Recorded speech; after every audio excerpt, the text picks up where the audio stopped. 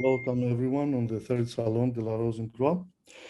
And before I begin my lecture, I would like to make a quick toast with red wine to Josephine Belladin, who in 3 days from now has his birthday. I have selected this Thursday to do the Salon so it can be close to the spring equinox and the birthday of Josephine Belladin, the founder of our tradition. So cheers to Belladin for establishing this wonderful tradition for us to have. So I will begin my lecture.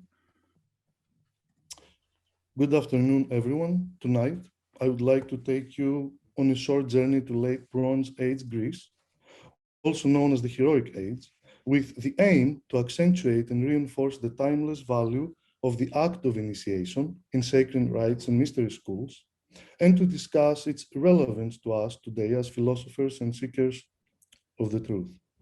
In order to highlight the close relationship between the act of initiation and spiritual transformation in the seeker's journey, I will discuss the artifact known to us as the Golden Fleece, as well as the hero who first retrieved it, Jason. I will begin with the myth that concerns the birth of the golden fleeced ram known as the CHRYSOMALLOS.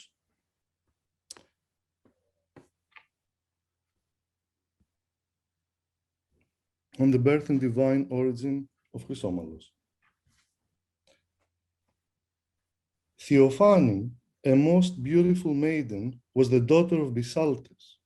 When many suitors sought her from her father, Poseidon carried her off and took her to the island of Crumissa. When the suitors knew she was staying there, they secured the ship and hastened to Crumissa. To deceive them, Poseidon changed Theophany into a very beautiful ewe, himself into a ram, and the citizens of Crumissa into cattle. When the suitors came there and found no human beings, they began to slaughter the herds and use them for food. Poseidon then saw that the men who had been changed to cattle were being destroyed and changed the suitors into wolves. He himself in ram form lay with Theophany, and from this union was born the golden fleeced ram, Aries Chrysomallos, which carried Phrixus to call his, and whose fleece hung in the grove of Ares, Mars in Latin, and that Jason took away. I cannot begin to explore the depths of that myth.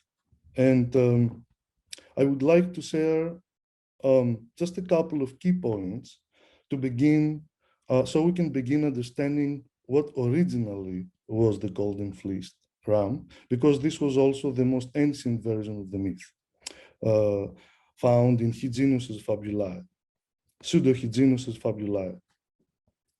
Now, Theophany, as you heard in the myth, laid down with Poseidon and gave birth to the golden fleeced ram. Theophany in Greek means God's revelation, God's appearance on humanity. It means it's some sort of an epiphany. However, epiphany in Greek means the surfacing of a God from the surface of the sea or another place like the earth. But theophany means the full appearance of deity to man in the form of. So the first and most ancient understanding of the golden fleeced ram is several things at the same time, but the most important thing is God's act and appearance on mankind. Which gods? Poseidon. So Poseidon revealed himself to mankind in the form of the golden fleeced ram. We will explain later the significance of the color gold and of the animal ram in the Greek culture and religion. But for now, the first thing I want you to keep is that the personification of the revelation of God to man appears under the character known as Theophany, who Poseidon laid down with and gave birth to the ram. So the ram has divine origin. The origin is God Poseidon and his sexual union with Theophany, which is the personification of God's appearance from Theos, and Pheno, which means the appearance of a God. The second thing that we receive from that hymn is the transmigration of souls doctrine. A god has transformed into a lower form, an animal. This was to teach us that all soul forms in the universe transmigrate into various forms. Of course, it could not be any ram; it had to be a golden fleeced ram, because this is how the ancient people understood via the myth the divinity of that ram, the divine nature of the ram. So finally, to summarize these two key points, the transmigration of the soul that was secretly taught via this myth. This is my understanding. And the idea of the appearance of a god on mankind leads to the final conclusion of what the Golden Fleece is, which is the act of God on the sensible level of reality. So this is the first exegesis of what the golden fleeced ram symbolizes. Now, on the origin myth of the golden fleece, I will read from another myth now, taken from the Dictionary of Greek and Roman biography and mythology. In consequence of the intrigues of Phrixus' stepmother, just to make a quick parenthesis here, Ino, the stepmother of Phrixus, was very jealous of his real mother and Phrixus himself and his sister Helle, because they would be the heir to a throne. So in consequence of the intrigues of Phrixus' stepmother, Ino, others say that Phrixus himself offered to be sacrificed to Zeus. He was to be sacrificed to Zeus, but his mother Nephele, which means cloud in Greek, removed him and Helle, and the two then rode away on the ram with the golden fleece, which was the gift of Hermes through the air. According to Hyginus, Phrixus and Helle were thrown by Dionysus into a state of madness, and while wandering about in the forest, they were removed by Nephele. Between Sigium and Chersonesus, Helle fell into the sea, which was afterwards called, after her, the Hellespont. But Phrixus arrived in Colchis, in the kingdom of Aeetes, who gave him his daughter, Chalciope, in marriage. Phrixus sacrificed the ram, which had carried him, to Zeus Laphystius, and gave its skin to Aeetes, who fastened it to an oak tree, which is a sacred tree to Zeus, in the grove of Ares. And I will make a very quick comment here that it is from an oak tree that the famous ship of the Argonauts, the Argo, was made, especially its steering wheel. Now, very relevant, and as a quick tag along, I would like to share the continuation of that myth, which is very simple, which leads us to the second understanding of what the golden fleece is. It's the constellation Aries, that lies in the spring equinox, and that for the ancient people, where the equinox was placed during that time of the year, it was a time to sow the seeds and the earth. So the Aries and the golden fleece have a have a relationship for weather predictions. So the golden fleece, as the constellation of Aries, were informed that that following the arrival of Phrixus in Colchis, and according to the astronomer Eratosthenes, the ram itself removed its golden fleece and gave it to Phrixus as a memento, and then made its way up to the sky of its own accord. And that is why the constellation looks somewhat faint. So here, Eratosthenes, the famous astrologer and astronomer, veils a very sacred and secret doctrine of the Greek Eleusinian mysteries specifically, and generally of the mysteries, that we are not have our soul inside of us, but we are wearing our soul. We are in our soul inside. So the soul is surrounding us. This is the doctrine of the fleece as a symbol for the the soul's immortal garment that adorns our body upon its deification. According to the ancient Greek tradition, the stars, and specifically as Plato mentions in his dialogues, they are souls of various strength levels. I'm not going to get into this now. This is beyond the spectrum of this short lecture, but we can discuss this later at another time. But the fact that soul originates into the realm of the fixed stars, it's a common idea in ancient times, and the golden fleece denotes the immortal veil, the deified soul of a hero, of a being that has become something more through his struggles. And upon retrieving it, and the fleece giving up its own, the ram giving up its own fleece to Jason and ascending to the heavens, that denotes two things mostly. The divine nature of the ram in relationship to God Poseidon, which continues throughout history, as we're going to see. This is one of the things I would like to reveal to you that is kind of hidden and nobody mentions.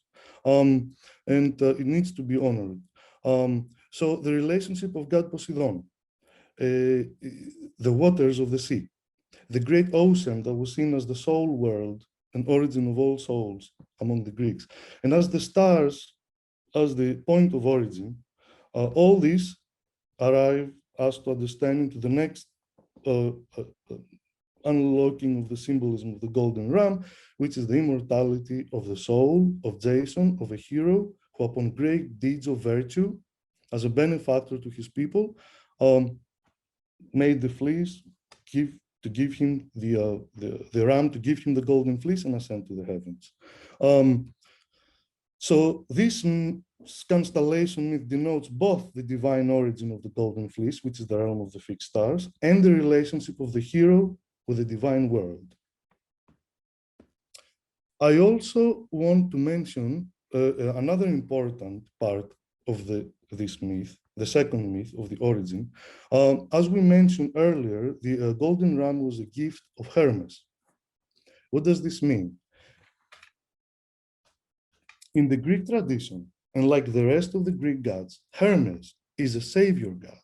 He is also, as you know, an intermediary, a herald between the world of the immortal gods and the world of men. Hermes is also a very ancient pastoral god, and in many ways he is the embodiment of the good shepherd that protects and guides the stray flock to safety. Hermes, as Kryophoros, means ram bearer, can be understood as a protector and savior god for the Greek people and those who follow his cult. Here you see Hermes dressed as a shepherd, carrying the little ram that is lost from the flock and bringing it back into the flock with 1 foot forward. This is a very important understanding of the role of Hermes as an intermediary, as a shepherd, as the prototypical good shepherd and savior of the people. So the ram here symbolizes the Greek people, and more specifically, those who have been losing themselves from the herd and they need guidance to go back.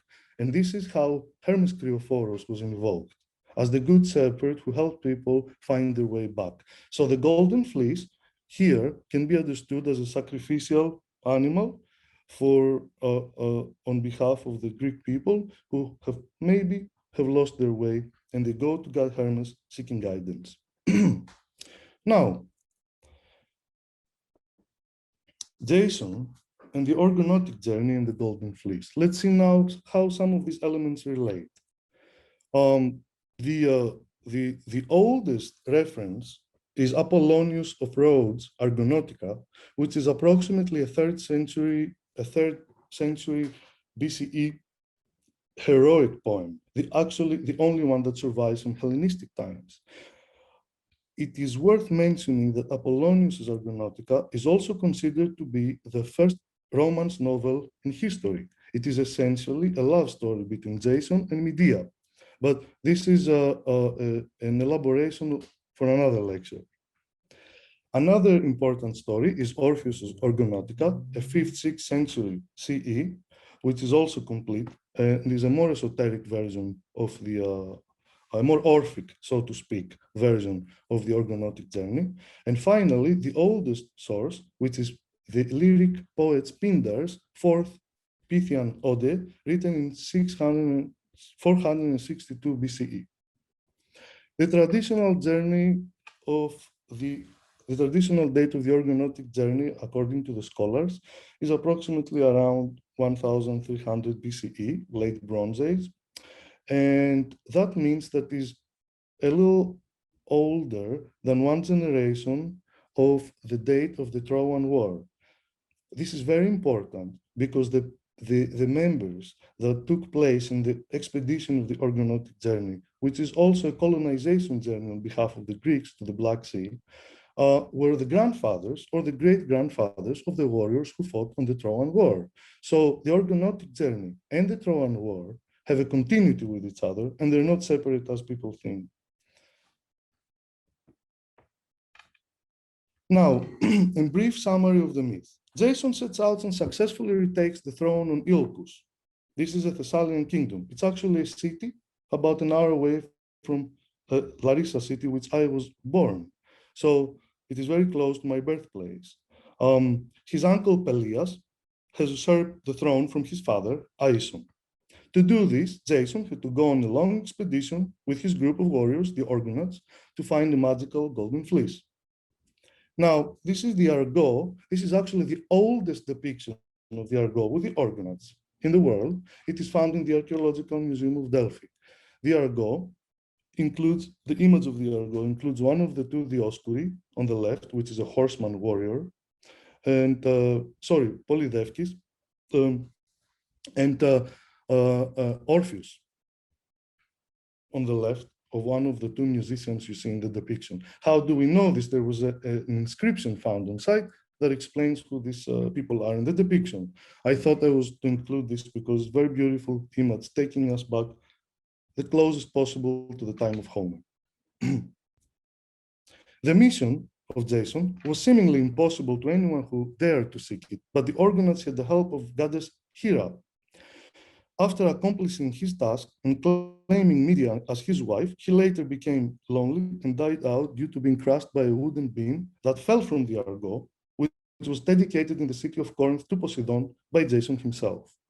Now, this short myth is full of esotericism, and I'm not going to get into it right now because the most important thing is to connect certain elements so we can understand the Golden Fleece and its usefulness to the journey of the warrior philosopher hero. Why do I say warrior philosopher hero? Because if you pay attention to the myth, you will understand that all the people who went to retrieve the Golden Fleece, whether they're heroes or mere mortals, they're all warriors. They're all trained in the art of aggression and martial arts. So the retrieval of the Golden Fleece originally happened by a warrior.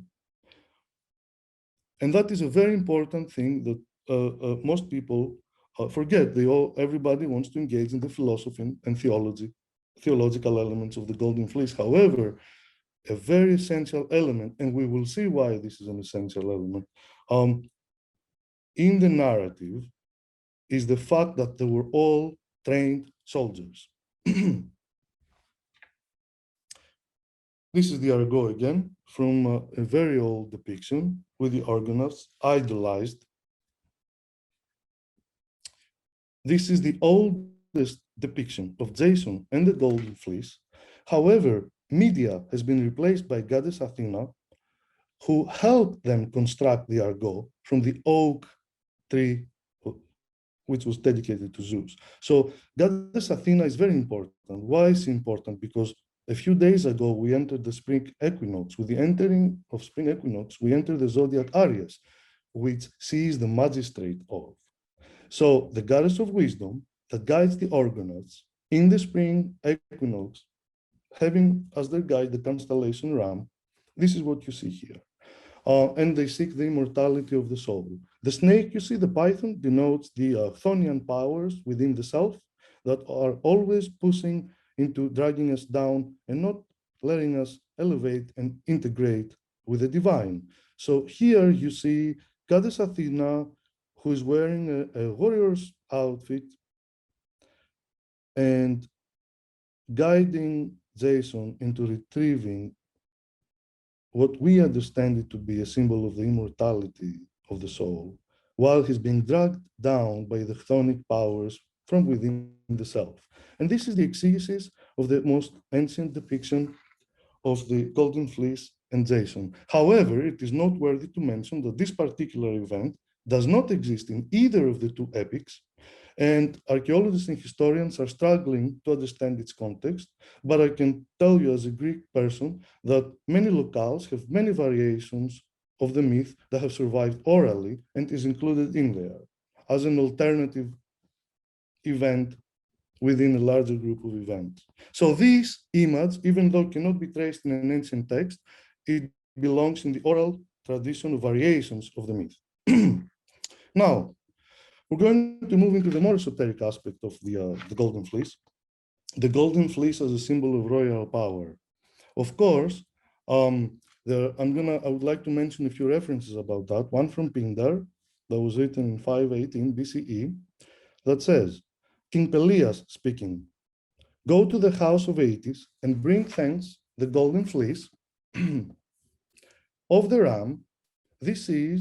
This deed do thou offer me to do, and I swear to give thee up the sway and kingly rule. So during 518 BCE, the understanding among the poets and Greek people was that the artifact, the physical artifact of the golden fleece, is an artifact that can give someone the power to become a king. Diodorus Siculus, the Greek historian, again, 500 years later mentions, afterwards the king was told by the oracle that he should die when some seafaring men came thither and carried away the golden fleece. So the death of the king denotes his departure as a king and the arrival of a new one who holds the golden fleece. So another exegesis of the golden fleece, a more historical one, is that it was an artifact that gave the power to someone and the rightful ownership to kingship.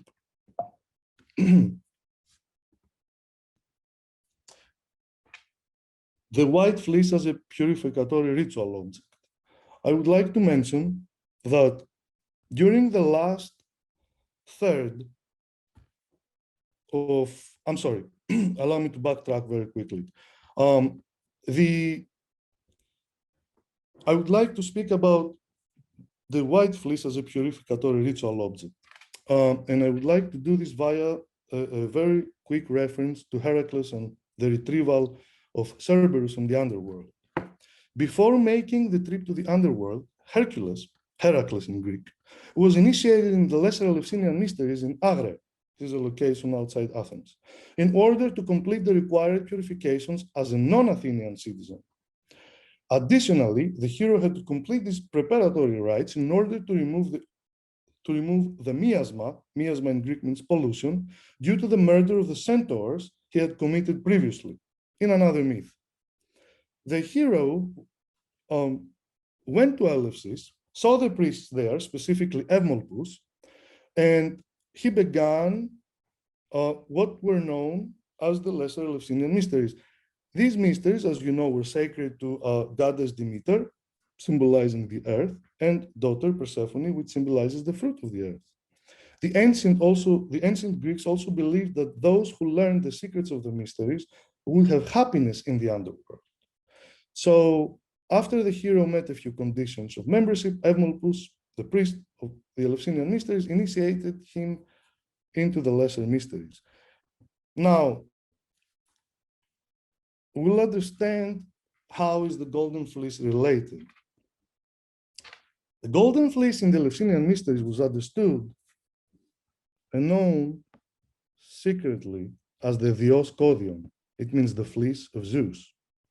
It was a sheepskin of a young lamb that was placed under the feet of the initiate while they performed the thronosis, the rite of the enthronement. He would only step his left foot on the Dios Kodion, the fleece of Zeus, and he would purify himself from the pollution of murder. The right foot would be outside the fleece. A wonderful depiction of that can be seen here. As you can see, the left foot is right before the horn of a ram from the initiation of Heracles in the Eleusinian mysteries. Here it can be seen even better. The right foot is above the horn of the ram, and the left foot is within the lambskin, right in front of the throne of the right of the enthronement. This is something people rarely share, and I wanted the opportunity to share it with you because it is a very important understanding of the Golden Fleece in relationship to the mysteries. As a matter of fact, to any mystery tradition. So what you see here is the original and most ancient understanding of the Golden Fleece and its use in mystery traditions. How do we know the ram played a role, and how is it related to God Poseidon in the Eleusinian mysteries? Well, this is a ram's head found within the telesterion, the sanctuary of Demeter, where the rituals were performed. And this is the statue of God Poseidon, protector of Eleusis and the Eleusinian mysteries. Again, the sheepskin, the Dioscodion, as we called it, the ram, the fleece of Zeus, in relationship to his brother Poseidon, and the ram in the context of the Eleusinian mysteries. Now, I'm going to make a very fleeting reference to the fleece as purple, again, in relationship to Poseidon. Simonides, scholiast on Euripides' Medea. Some call it all gold, others purple. Simonides, in his hymn to Poseidon, says it was dyed with the sea purple. This is very important because he associates purple with the color of the Greek sea in the horizon at dawn or in the evening. This is very important because it connects the fleece with Poseidon and the color purple. Virgil, in his Georgics, these goats too we must guard with no lighter care, and no less will be the profit, albeit the fleeces of Milosz, steeped in Tyrian purple, are bartered for a high price. So as you can see, it is a very high-priced artifact. Oops. Now we're going to enter the last part of the lecture, which is in relationship to the warrior and the hero. This is a depiction of a heroic terracotta figure, like the Hermes Kriophoros we saw earlier, but this time we see a hero, not a god, carrying on his back the ram, most likely an offering to the gods. This is the attempt of men to imitate his gods by offering the most worthy animal for sacrifice.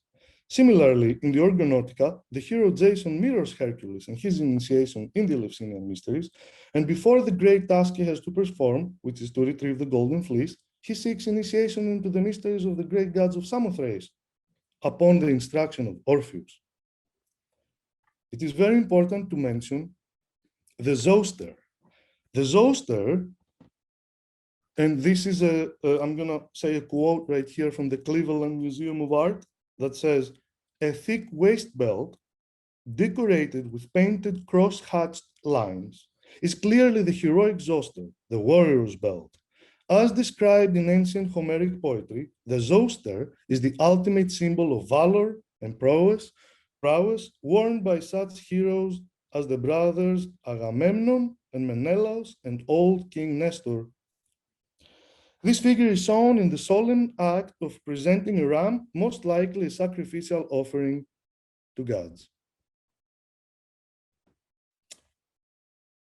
This is important because, again, the ram, the hero who's also a warrior, in connection to virtue and valor, is represented in this very ancient, almost 3,000 years old artifact that survived for us to examine.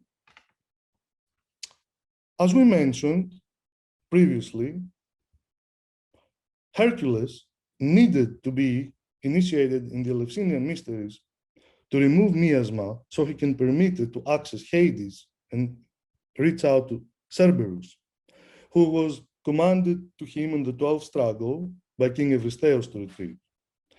And similarly, Jason, before he retrieved the Golden Fleece, he had to he initiated upon the instructions of Orpheus, also into the Kabiric mysteries of Samothrace, actually more accurately, the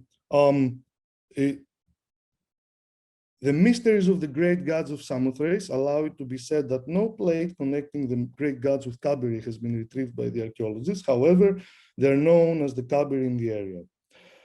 As Apollonius of Rhodes relates to us in the Argonautica, at evening, on Orpheus's instructions, they put in at the island of Electra, that is Samothrace, Atlas's daughter, so that by learning secret rites through gentle initiations, they might sail more safely over the chilling sea. Of these things, however, I shall speak no further, but bid farewell to the island itself and to the local divinities, to whom belong those mysteries of which I'm forbidden to sing. So here we learn two things. One is that the secrecy of the mysteries, the very ancient reference to it, that they were instructed by Orpheus, the theologian, to go and be initiated, and that before the completion of a great task that requires the valor of a warrior and the virtues of a warrior, they needed to be initiated in the sacred rites of Samothrace. Let's see what is the purpose and the promise of the mysteries of the great gods.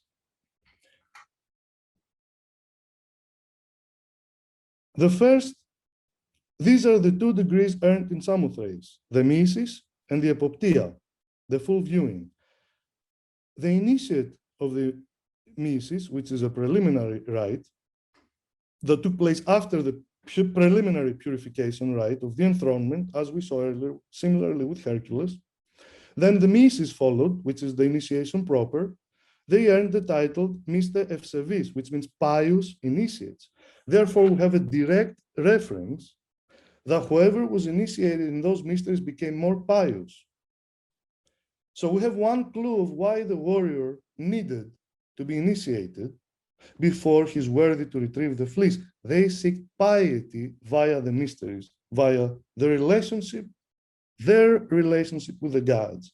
At the second stage that would be offered on the next day at Samothrace, the viewing, the full viewing, the higher degree, so to speak, the title was earned was Epopte, those who have seen the telete, those who have seen their initiation proper. This is the most ancient place where the rite of the enthronement was probably taking place in the theatrical circle on the sanctuary of the great gods of Samothrace. This is where the first degree took place, and this is most likely where the second degree was taking place, the viewing, the Epoptia. This is where they have completed their initiation on the sanctuary of the great gods. This is under debate by some archaeologists, but the majority of modern scholarship and archaeology agrees that this is the place. Actually, this is from 325. During the time of Jason, there who have been a much less flamboyant structure, a much more humble one. And we know this because on the foundations of this building, the foundations of this building go back to the time of Jason and even before that. So there has continuous usage in relationship to the mysteries. Now, what is the purpose and the promise of the mysteries? Via some sources, very quickly before I close my lecture. It's very important to see it firsthand. The author Siculus says in his Library of History, the fame has traveled wide of how these gods appear to mankind and bring unexpected aid to those initiates of theirs who call upon them in the midst of perils. Now, the Argonauts had to take, in the late Bronze Age on a wooden ship, a very dangerous undertaking to travel throughout sea and land to reach Colchis to retrieve the Golden Fleece. That meant a lot of danger. So one of the gifts of the great gods in Samothrace was protection and better relationships with the local gods. Also in Book 5, he says, the claim is also made that men who have taken part in the mysteries become more pious, both more pious and more just and better in every respect than they were before. So the Greek warrior seeks self-perfection in the Greek epics before the great task. This is Jason returning victorious with a golden fleece. This is the end of my lecture, and before I close, I would like to make the following remarks. What can we learn from this? How is that relevant to us? The most prominent element is the element of purification. The golden fleece ram was used in purificatory rituals, in preparatory rituals. So us as warrior philosophers, as spiritual warriors, to speak in more modern, even New Age terms, is to purify ourselves via philosophy. This is the path I'm following myself. I believe in dialectics. I believe in going in a dialogue with myself in order to know thyself, to know myself better, so I can understand my current condition, so I can attract a better fate for myself. So one thing we can learn from the journey of Jason is the idea of purification. It doesn't matter how each one of us is going to immerse in that idea. I just want to put at the table that the first step is the idea of purification. The second thing we learn is to seek out a better relationship with deity and to be initiated in sacred rites. Now, right off the bat, I'm not going to lie to you. I do have a practice that I go through. This is the immersion into the Greek tradition. I'm following the tradition of my people, and I do that through my own understanding. You're not obligated to do that. You can do it via your traditions, but the idea is to immerse in ceremonies that symbolically unite the person with deity, so the person can be elevated at a higher ground. The second sub-element we can learn from this is piety, is to seek out to become more virtuous in every way. The idea of a person becoming virtuous in the time of Jason most likely meant to be more courageous, because one of the four cardinal virtues is courage during the Homeric times and the pre-Homeric times. So I assume, I do not know, I believe that all the other virtues are applied. These were people like you and me, so I don't believe they only had one virtue in their head. But one that is prominent and is constantly mentioned during the archaic times is the idea of courage to rise to the occasion. So we need to be able to rise to the occasion. And that way we will attain virtue, the virtue of courage. So this is the second element I recommend that everyone should engage with consciously and systematically, not in a fleeting way.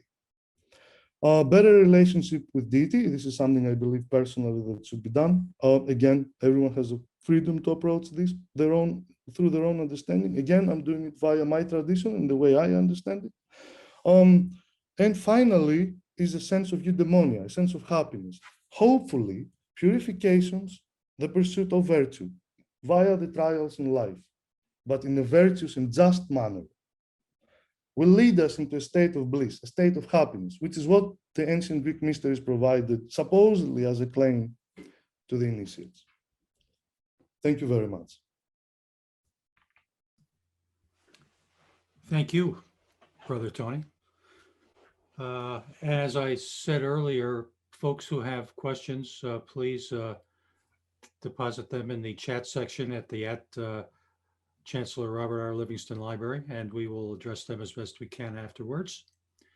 And I believe next on the agenda is Adina Dabija. Were you next in line to present? Yes, I am Adina? here. Okay. Well, why don't we turn the program over to you then? Well, thank you very much. It's a great honor to be here.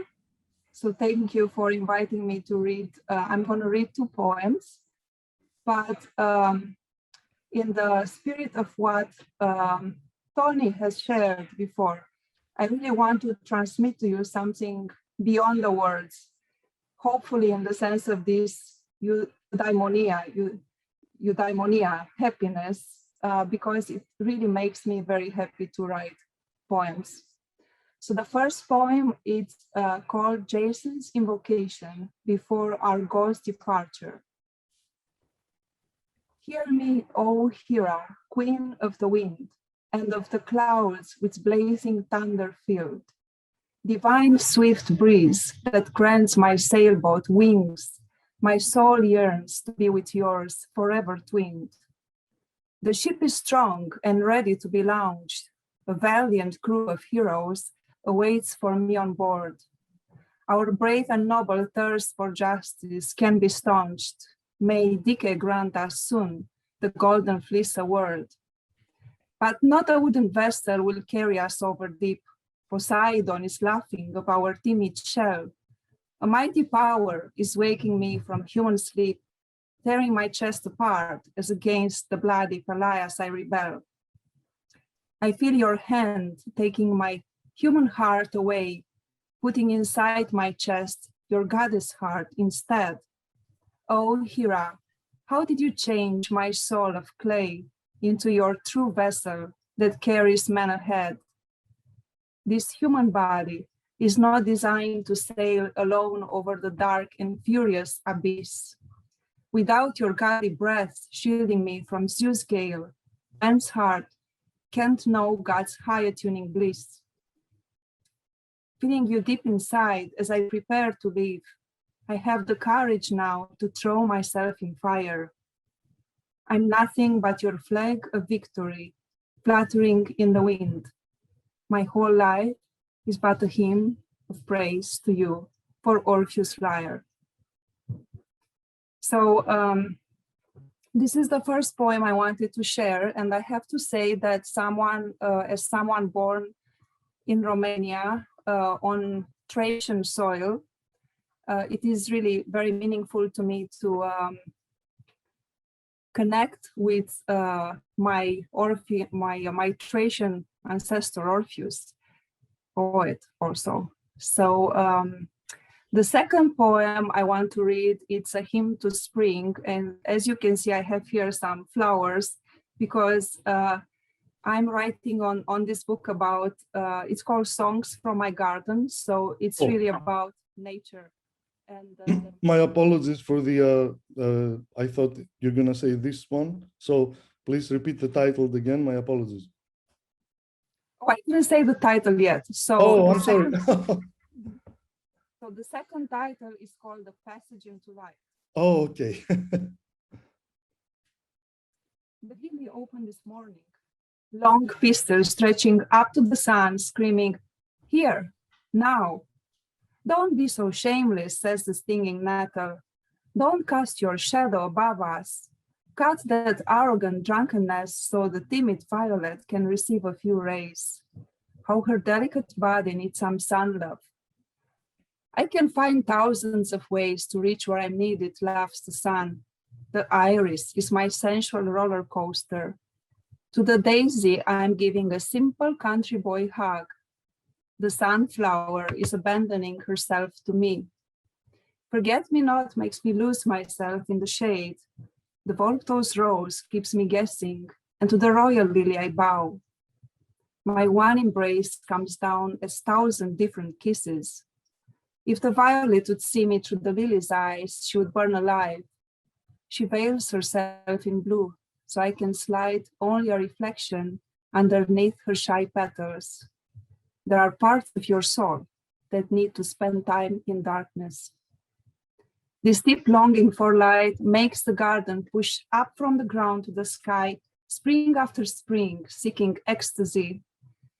The body and the soul of the world play hide and seek in the garden. There is laughter and play in every corner. The secret dream of every flower is to be reborn lily. Look for the secret passage of shadow into light. That's where body meets soul. Be that. Thank you very much. Beautiful. That was very lovely lyric poetry. Very enjoyable and meaningful in the context here. We're going to move now to Milosz Jeziorski, who is going to present us with a few original artworks, and he's going to tell us a little bit and educate us a little bit. So we're looking forward to that as well. We're getting a kind of a triple play here with different elements of our aesthetic understanding. And I'm looking forward to this next piece as well. Please. Yes, hello, welcome. Thank you to everybody. I just wanted to say I'm honored to be on this virtual stage, sharing it with the brother Tony and Adina.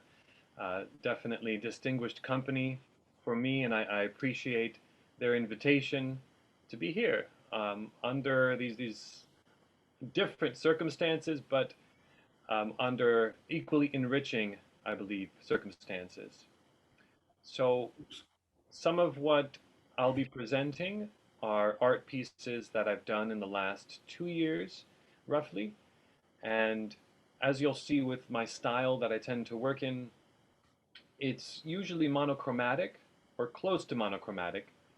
So I really just focus on black, white, in this case, one other color, which is gold, like gold leaf kind of quality on the paper. And we can talk about perhaps afterward why the intention is there to limit myself in this way, or what the value is of an art piece limiting itself like this. But for now, since the slides are already up, we can just dive right in here and perhaps explore some of these a little bit. So we'll explore the relevance they have to the theme of the evening, the warrior philosopher, and also the personal transformation journey, the hero's journey. So this one is called Seeker on the Threshold, and this one, it symbolically represents the journey into the unknown, which is essentially both a hero's journey and a philosopher's journey. So as you see, the man is standing near a precipice. He seems to be holding a lantern into a darkness, into an unknown. And it was heavily influenced by my longtime admiration for one particular symbol in the tarot cards, which is the hermit. Now, I don't use tarot cards for divination, but I do find them very useful to reflect on, meditate on the symbolism contained therein as they elaborate on certain archetypes or they call forth certain insights in your own reflection. So certainly anyone familiar with the Hermit Tarot card can see some reference to it here. But this man is standing on the precipice nude. In some ways, the nakedness of him calls back to classical times as figures were often represented in this way. But also, it presents a vulnerability in a hero's journey or in a philosopher's journey, stepping into the unknown. You can't be more vulnerable than when you're naked, right? So he has no armor, and it could be a dangerous place he's entering. But finally, one element of this is also that it takes courage to step into the unknown, and there may be treasure there, there may be a chance for personal growth there, but it's also not exactly a safe thing to do. You know, everyone wants to stay within the safety and comfort of the place that they already know.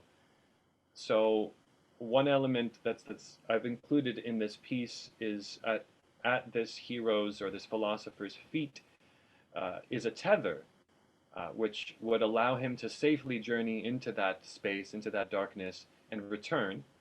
But he may or may not be choosing to tether himself. And there's the cautionary note.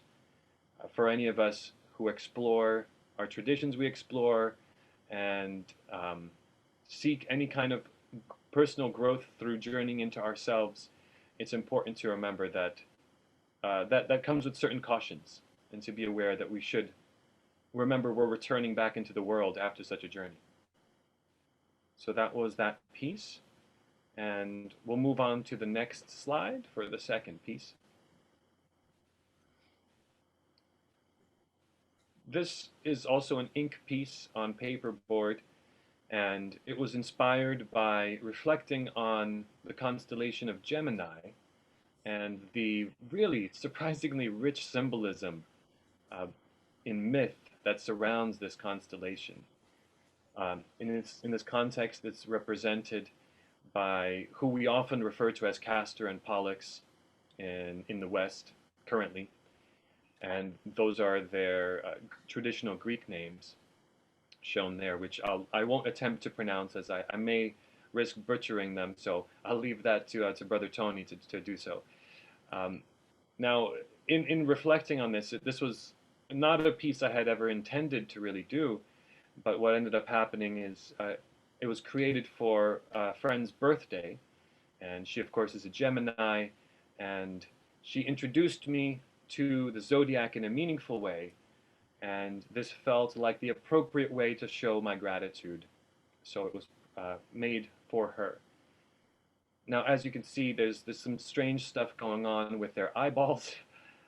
Oftentimes, if I personally am working on something that involves a figure of divinity or a figure that we consider coming from the divine sources or powers, emanations, if you will, I don't ever feel it's appropriate to give them normal mortal eyes, and that's one of the defining features I feel of a mortal. So there's that reference there, but also I've always, once I started exploring the symbolism of these twins in Greek myth, the thing that really fascinated me was this idea that they have the capability to transition between Mount Olympus and Hades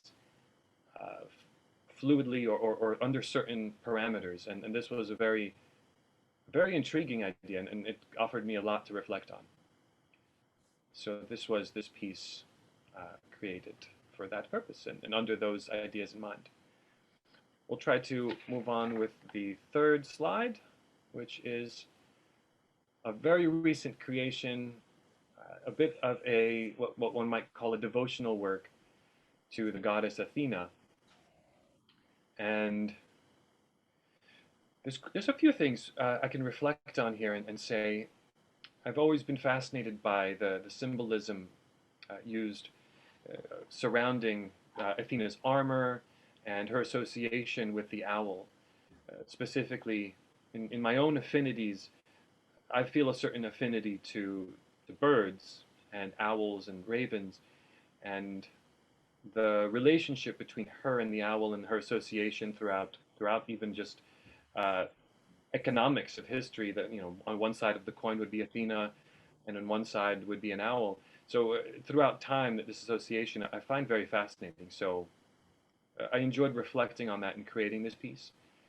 And beyond that, the helmet that she wears here is based off of the historical account by Pausanias, the ancient historian, who described the Athena Parthenos as having a sphinx in the center of her helmet and griffins on reliefs on the side. So I used that reference for my rendition of Athena here. And of course, those on her shoulders are the snakes of her Gorgon chest piece, which she often is displayed with, that can be associated with Medusa as well. And again, we can see I've kind of explored this idea of not showing a divine figure with mortal eyes, but with something else, you know, some kind of elemental force exiting from her eyes, which perhaps can be interpreted as being something that we can't see, that the gods are able to interact with reality in a way that we don't have immediate access to. And that's part of a symbolism that I really like exploring in the artwork. And so in that sense, we can maybe just touch on this idea of artwork being monochromatic, as these pieces are. That might be valuable perhaps to some people listening or watching. And part of that is just my own fascination with early and ancient art, alchemical woodcuts, and then ancient art as we saw beautifully depicted in the pottery that Brother Tony was sharing, which was largely monochromatic, occasionally perhaps, you know, two colors being used. Perhaps that was out of convenience or the limits of the medium, but I think there's also something else there which allows the artist to forego attempting realism, which is, you know, if you're working with all your colors on, let's say, an oil painting, you may be very focused on trying to represent something realistically. And then the viewer who's perceiving it would also have a moment where their eye or their mind analyzes what they're seeing and assumes perhaps they're seeing something real. But if you're working with just one color, and sometimes maybe just in terms of black ink and negative space, you're afforded the opportunity to be more symbolic. You can play with things in a more abstract way that, in my interpretation, can affect people's unconscious mind a little more than just their conscious interpretation of, is this realistic or not? You know, obviously, if you just work with black and white, it's not going to be realistic, but it can more readily work with the symbolism that you're exploring. So that's perhaps where I'll close. And thank you again so very much for this virtual stage. Thank you.